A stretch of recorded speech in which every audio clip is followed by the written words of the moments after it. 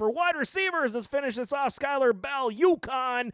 Jeremy Bernard, Alabama. Denzel Boston, Washington. Zachariah Branch from Georgia. Chris Brazel from Tennessee. Deion Burks, Oklahoma. Kevin Coleman Jr. from Missouri. Casey Concepcion from Texas A&M. Omar Cooper Jr. from Indiana. CJ Daniels, Miami. Malachi Fields, Notre Dame. Makai Lemon, USC. Elijah Surratt from Indiana, the national champions. Carnell Tate from the Ohio State Buckeyes.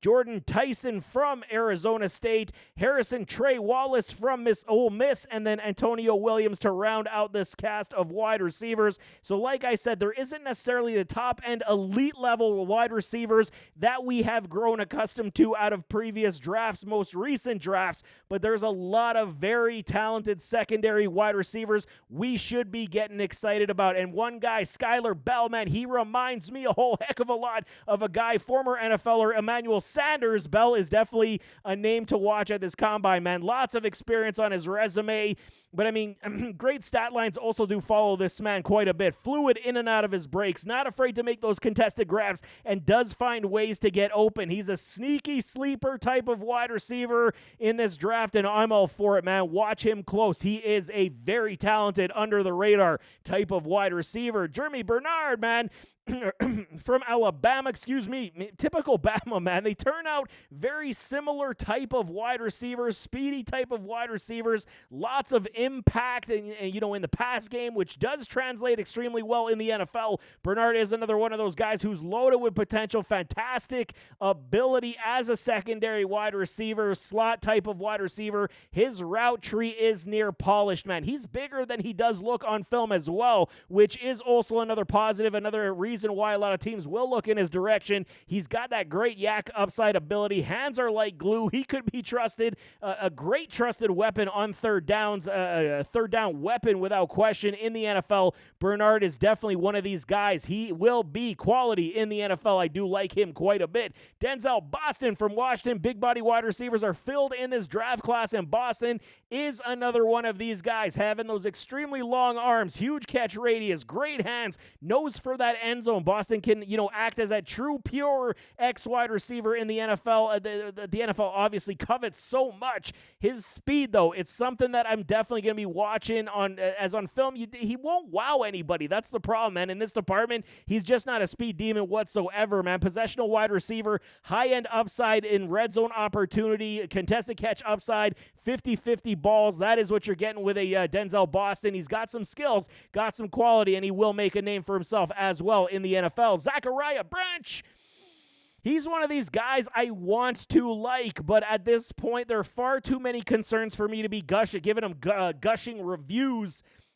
He's a talented wide receiver. He's got a good juke and shake, but I mean, is he, another Jordan Addison type of guy? Not even close for me. And that's what you're seeing a lot of people trying to peg him as, saying that he can even find his way into that first round of the NFL draft. And I'm like, what are y'all smoking? He's a good talent. He's not a first-round talented wide receiver whatsoever. This combine process will tell me a lot about him, at least in his running style, natural catching ability, and if he could ball out at the next level. That's kind of what I'm looking for. How good is he? How fluid is he? If he can run like, the top-end fluid receivers that we have seen in the past, then okay, I can at least get on board with the God-given talent that he does possess. If he struggles in these departments, that's going to knock him down my board that much more, man. Chris Brazel from Tennessee.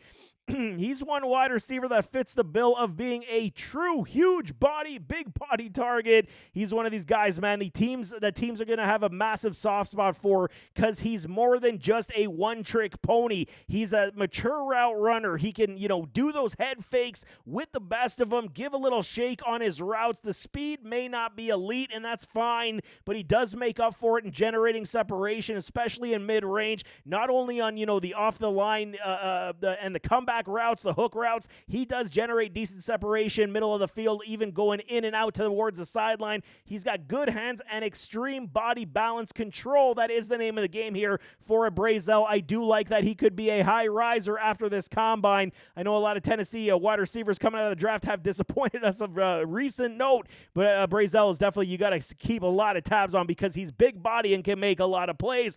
Deion Burks from Oklahoma, one guy I always had a soft spot for was a Deion Burks, especially when he transferred to OU. I got super excited at the prospects that his stat line would jump off the page.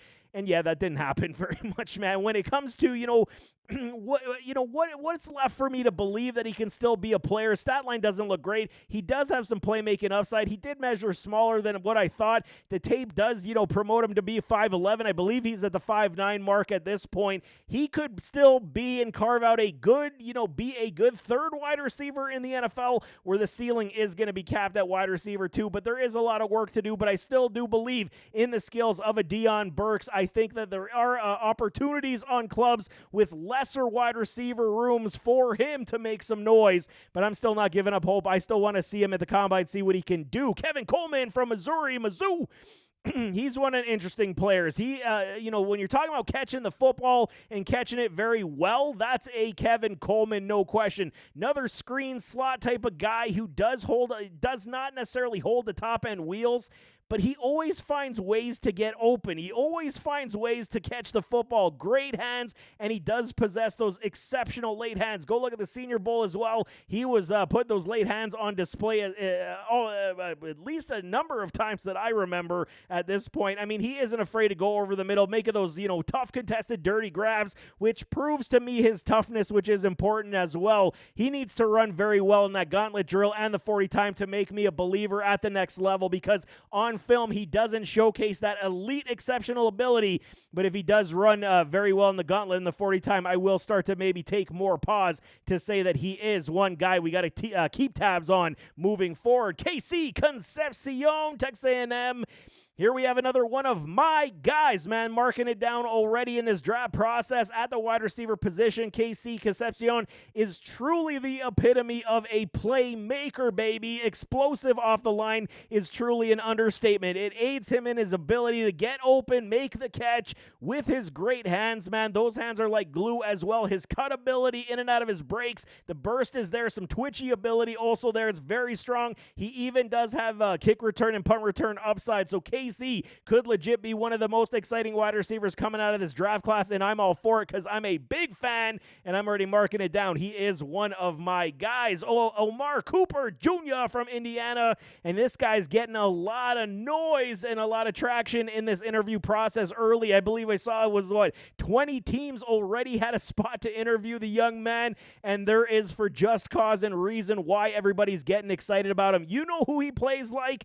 Deebo Samuel. And the difference between a Cooper, I do believe, than Deebo is that Cooper is even a better wide receiver, pure wide receiver, than Deebo ever was. You see one of the highlight reel catches Cooper made? He probably had the best catch in all of college football last season. Absolutely ridiculous. I still don't understand how he got both feet down in that end zone. But I'm talking right now, when you talk about Deebo, you talk about Cooper, it's that great long speed that does pull away from defenders in that open field. Cooper definitely has that.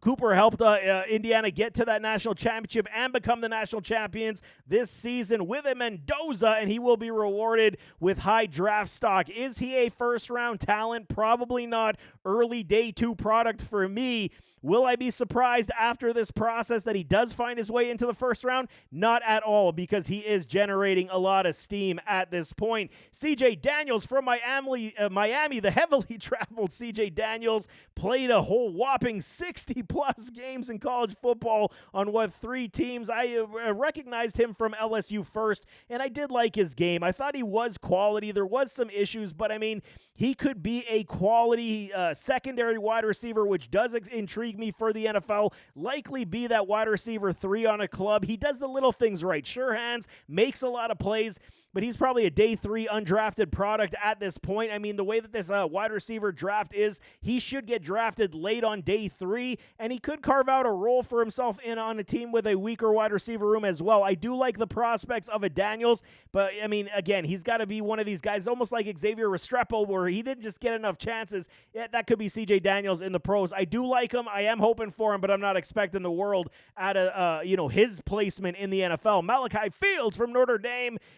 And truly, I'll be honest, I'm not sure what to make of Malachi Fields just yet. I've chopped up a lot of his tape already. I still want to go back and confirm a lot of things. But what I've watched so far on his film, I do like. He screams high-end potential wideout, no question about that. But because the measurables are so big, prototypical size and frame, that's the claims people are trying to make, that he's going to be the next biggest thing in the NFL, but there's a lot to his game that I want to see ironed out, man. His route tree's decent, not great. His speed is not special and elite, no question, but the big body, huge catch radius, ability to get open, 50-50 balls, teams will take a chance because he does have the size, and you're hoping you could develop the other aspects of the technical upside in the release off the line, the route tree, and the separation. I want to see him run in that fluidity in his routes on the gauntlet more than anything. The 40 time, I'm not overly concerned because he is a bigger body type wide receiver. Even if he runs a 4.5, I think that's still good for him. I just want to see that fluidity in that gauntlet drill. That's what I'm looking for out of a Malachi Fields to turn my head. Makai Lemon from USC. Lemon is another one of these wide receivers that is poised, I should say, to make a big draft day jump. And a lot of people are excited about his game, man. His playmaking upside definitely is there. He could fall into that special wide receiver category without question, man. Hands are they fall into that automatic elite side of things. His hands are amazing, and that is going to be the biggest marker for him without question. Much like for his another former USC product named Amon-Ra St. Brown, Lemon is good in that degree in the open field. He can make a lot of plays, but not like Amon-Ra getting off the line. That's what made Amon-Ra special, was the ability with the first step off the line to at least juke and shake your defensive backs. Lemon doesn't necessarily have that in his game like Amon-Ra did, and that could be the biggest challenge that he does face in the NFL, taking on defensive backs off the press. So they will likely scheme him up out of the slot where he does not see a lot of press coverage. Skill is great, could be a fantastic wide receiver in the right system. I am a big fan of Lemon as well, but there are some knocks that I do want to see ironed out of his game. Elijah Surratt from Indiana, another natty winner, man. Surratt should be spoken about way much more than he is at this point, man. A sure-handed possessional wide receiver. He can get down the field. He's made a career in those back shoulder fades. Hands are great, and the ability to outmuscle defensive backs is definitely something to see. He is truly underrated going into this combine. I truly believe it, and I'm a big fan of his. He should be a quality product in the NFL, whether it be a secondary wide receiver or a specialty type of guy, but he can make a lot of plays when called upon. Now, the meat and potatoes of this wide receiver draft, it is Carnell Tate, the Ohio State Buckeyes. And he is perhaps the best wide receiver out of the entire draft. I mean, it's between him and it's between Jordan Tyson in my respects as we sit today. For me, right now, I mean, he reminds me, and it's easy to say because they all played at Ohio State. He reminds me a lot of a mix between a Chris Olave and a Emeka Egbuka in his game. Not very similar, but the way he runs is like Chris Olave. The way he catches the football is like Emeka, and he stands taller at 6'3". So you're winning in all respects whatsoever. I mean, I get it. The stat line didn't jump off the board, but playing and another knock is you're playing alongside somebody like Jeremiah Smith, who helps pull coverage to his direction, leaving Tate with, way open lanes and open room to make a lot of plays. Still, even with that said, man, Tate is a quality wide receiver, should make a lot of waves from day one in the NFL. The height gives him the jump ball ability, while the route tree, deceptive long speed, and the off-the-line burst to pull away from his defensive backs is truly there. At this point today, he is a top 2 wide receiver, could be arguably the best one out of this class. Jordan Tyson, Arizona State. One guy, I mean, he should be a no-brainer from this draft class, being the top wide receiver, but there are some questions as we sit today. Jordan Tyson is a freak of nature, but injuries have crippled the man's top-end output, which could have been that much better in college football. He dealt with a knee issue. He has had multiple hamstring pulls in the past, and currently is, dealing with it right now and will not perform at the combine. Durability is the biggest question mark on the man. He can run, he can catch, he can out-leap, his route tree is good. He's a very physical wide receiver, but the injuries, the durability is something that is going to be a concern at this point. It is a shame we won't get to see him participate at the Combine, but he is quality. When you talk about, what he does well, he's truly top two with the Cardinal Tate at the wide receiver spot. Harrison Trey Wallace, the third Ole Miss product, another sneaky good talent.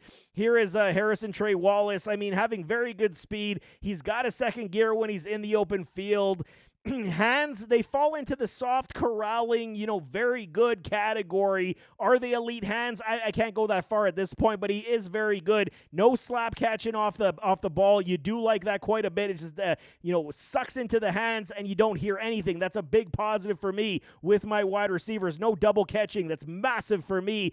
I do believe he can also play inside-outside, which will make him a versatile piece in the NFL. So we'll see. I do want to see how his fluid running style does go at the Combine, but film's already basically dictated terms for that for me. I think he is an extremely fluid running type of wide receiver. Last one is Antonio Williams, Clemson. And I mean, the best part of this wide receiver class, like I'm saying, there's so many guys that could be great wide receiver 2 and 3s in the NFL, and Antonio Williams is another one of these guys. He could become a nightmare to guard in the slot in the NFL and the pros. His route tree will rival the best in this class. Hands are absolutely truest in contested catchability. So good in that respect. But he doesn't appear to have those great wheels that, you hope to see from these guys, and he does got some injury concerns. His body frame is quite lean, and he has dealt with some injuries in the past, so still a good player who could gain a big uptick in this NFL draft, and I'm definitely going to be watching with keen eyes on an Antonio Williams.